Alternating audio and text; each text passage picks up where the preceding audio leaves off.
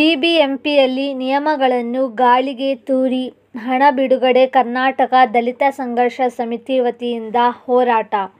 ರಾಜಭವನದಲ್ಲಿ ಮಾನ್ಯ ರಾಜ್ಯಪಾಲರಾದ ಥಾವರ್ ಚಂದ್ ಗೆಹ್ಲೋಟ್ ರವರಿಗೆ ಬಿಬಿಎಂಪಿಯಲ್ಲಿ ಕೆಟಿಪಿಪಿ ಕಾಯ್ದೆ ಉಲ್ಲಂಘನೆ ಮಾಡಿ ಟೆಂಡರ್ ಮಾಡದೆ ಕೋಟ್ಯಾಂತರ ರೂಪಾಯಿ ಬಿಲ್ಲು ಪಾವತಿ ಮಾಡಿರುವ ಕಾಮಗಾರಿಗಳ ಕುರಿತು ತನಿಖೆ ಮಾಡಬೇಕು ಎಂದು ಕರ್ನಾಟಕ ದಲಿತ ಸಂಘರ್ಷ ಸಮಿತಿಯ ರಾಜ್ಯಾಧ್ಯಕ್ಷರಾದ ಚಳುವಳಿ ಕೆ ಅಯ್ಯಪ್ಪರವರು ಜಿಲ್ಲಾಧ್ಯಕ್ಷರಾದ ಎನ್ ಪ್ರಸಾದ್ ದೂರು ನೀಡಿದರು.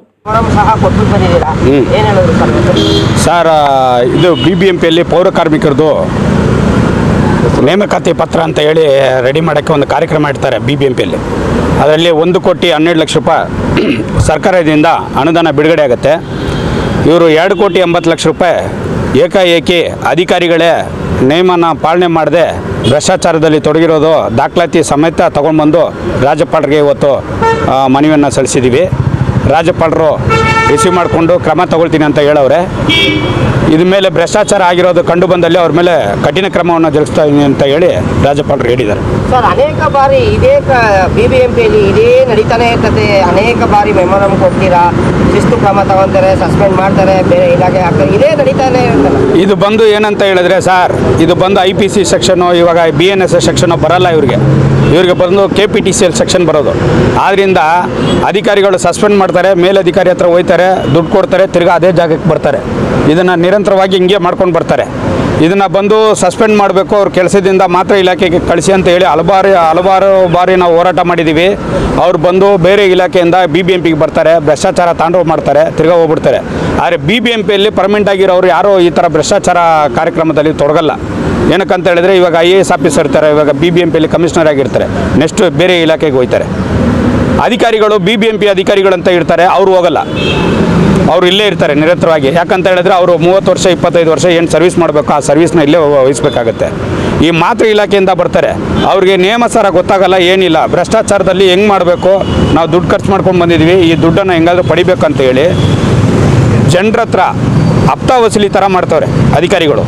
ನಾನಾ ರೀತಿಯಲ್ಲೇ ಮಾಡ್ತಾರೆ. ಬಿಲ್ಡಿಂಗ್ ಕಟ್ಟಿದ್ರೂ ತಗೊಳ್ತಾರೆ, ರೋಡಲ್ಲಿ ಒಳಚರಂಡಿದು ತಗೊಳ್ತಾರೆ, ಎಲ್ಲ ಲೆಕ್ಕಾಚಾರದ್ದು ಮಾಡ್ತಾರೆ. ಪೌರ ಕಾರ್ಮಿಕರದ್ರಲ್ಲಿ ದುಡ್ಡು ತಗೋಬೇಕಂತ ಹೇಳಿದ್ರೆ ಇವರಿಗೆ ಸ್ವಲ್ಪ ನಾಚಿಕೆ ಮಾನ ಮರ್ಯಾದೆ ಏನಾದರೂ ಇರಬೇಕು. ಇವರಿಗೆ ಪೌರ ಕಾರ್ಮಿಕರು ಹೆಸರಲ್ಲಿ ದುಡ್ಡು ದುರ್ಬಳಕೆ ಮಾಡ್ತಾರೆ ಅಂತ ಇಂಥ ಭ್ರಷ್ಟಾಚಾರ ಇದು ಕೊನೆ ಆಗಬೇಕಂತ ಹೇಳಿ ನಾವು ಇಲ್ಲಿ ಬಂದು ನಾವು ದೂರನ್ನು ಕೊಡ್ತಾ ಇದ್ವಿ.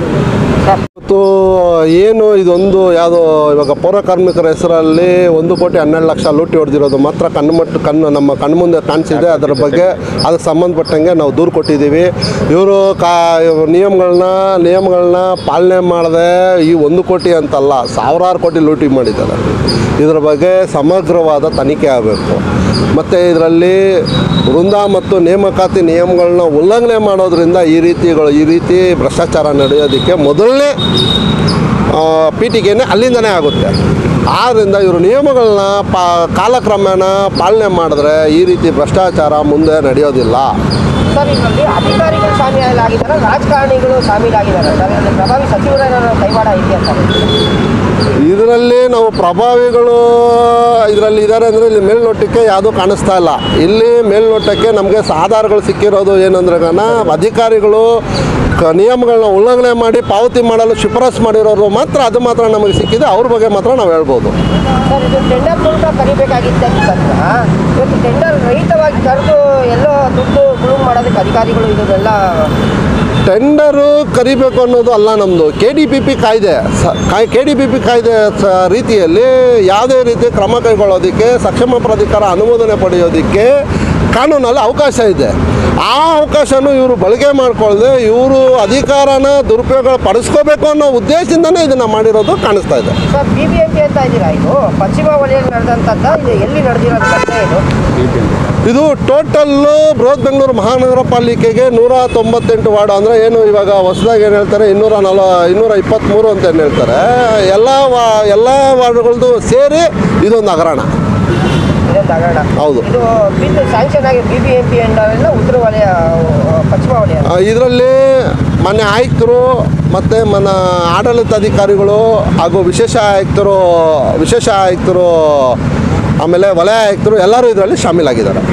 ಪಶ್ಚಿಮ ವಲಯದಲ್ಲ, ಇಲ್ಲಾಂದರೆ ಟೋಟಲ್ BBMP.